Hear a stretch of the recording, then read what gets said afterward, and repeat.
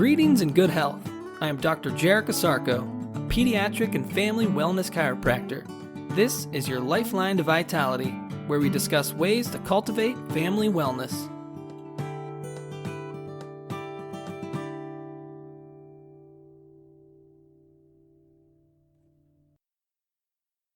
Good day and great health. Welcome back to another edition of your Lifeline to Vitality. Today on the podcast, Health, we salute you. In 1979, medical sociologist Dr. Aaron Antonovsky developed a new understanding of medicine that aimed to flip the medical model onto its head. That concept is called salutogenesis. What is salutogenesis? Salutogenesis as a term first showed up in Dr. Antonovsky's 1979 book called Health, Stress, and Coping: New Perspectives on Mental and Physical Well-Being. The book was a distillation of his PhD studies at Yale University and his research at the Hebrew University of Jerusalem and Ben Gurion University of the Negev. Over 20 years of research caused him to find many faults with modern medicine's traditional concepts of health and the origin of illness. The theory developed from his studies in how people managed stress and how it affected their overall health outcomes. His observations noted that even though stress is unavoidable, how an individual manages stress is unique to the person.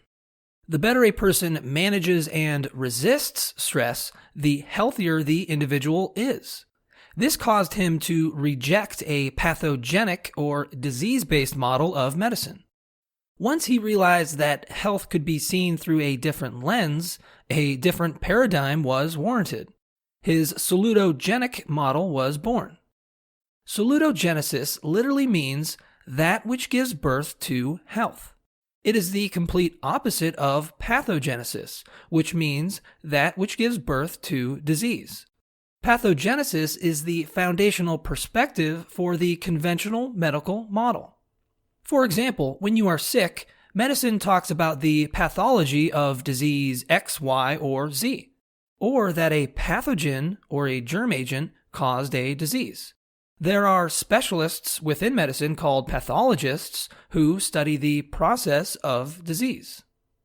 Pathogenesis is the focus on disease or illness and its prevention or treatment. Salutogenesis is the opposite. Salutogenesis asks the question, how do we create and maintain health? In a salutogenic model, health is the starting point. Disease is the absence of health, not the other way around. The concept of disease and suffering is so ingrained in the culture of medicine that conventional medicine is also known as allopathy. Conventional medicine coined the term allopathy in an attempt to differentiate itself from alternative medicine, specifically homeopathy. It's interesting to point out that even alternative medical approaches such as homeopathy, naturopathy, and osteopathy all incorporated a pathogenic approach into their care, hence the suffix pathy in all their names. Disease is still their starting point. Even though the term salutogenesis wasn't coined yet in 1895, it wasn't a coincidence that chiropractic didn't use the suffix pathy in its name. In chiropractic, health is our starting point, not disease. One of the many reasons why chiropractic is not considered an alternative medicine. Listen more on this topic on my podcast labeled Medicine Alternative Chiropractic, Podcast Season 1, Episode 2.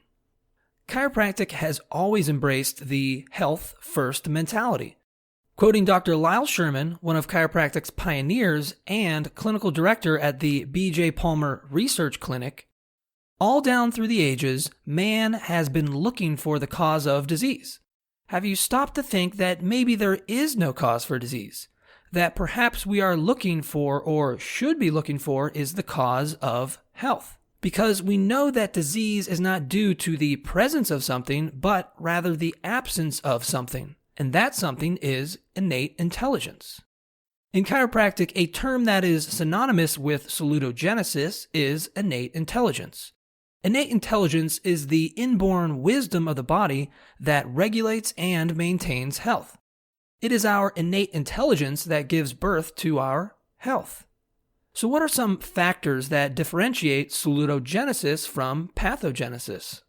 With pathogenesis, the focus is on disease prevention or treatment.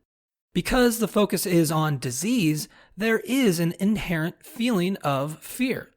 Since disease is lurking around every corner, you constantly have to be on high alert for a surprise attack from disease. This generates a sense of constant chaos. With only chaos in our sight, it makes both internal and external environments uncertain. Any sense of control in our health or the health of others becomes arbitrary. Salutogenesis sets in motion a new blueprint. With a salutogenic model, the focus is on health and well-being. This births a feeling of dynamic confidence in oneself. Health is something that we own and can share. It helps provide a sense of coherence and order to things. Although chaos is ever present, we can harness that chaos to better ourselves. Internal and external environments become more predictable and manageable. How do the two approaches look in practice? Salutogenesis emphasizes adaptation, homeostasis, and healing in the individual. The doctor or health practitioner encourages and supports the patient while providing holistic care. Holistic care aims to enhance function and support the healing process. Pathogenesis, on the other hand, puts emphasis on treatment, symptoms, and sickness. The aim of treatment is to try and regulate and control the patient's condition.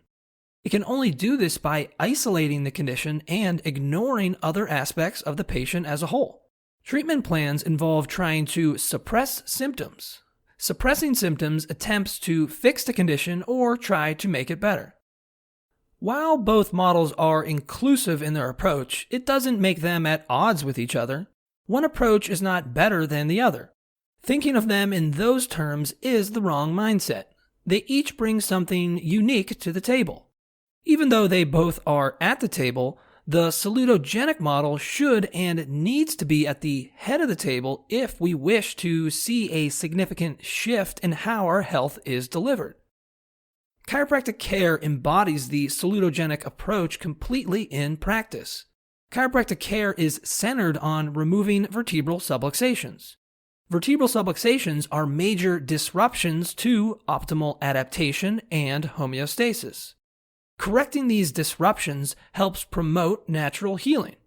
Enhancing neurological function through an adjustment supports the healing process.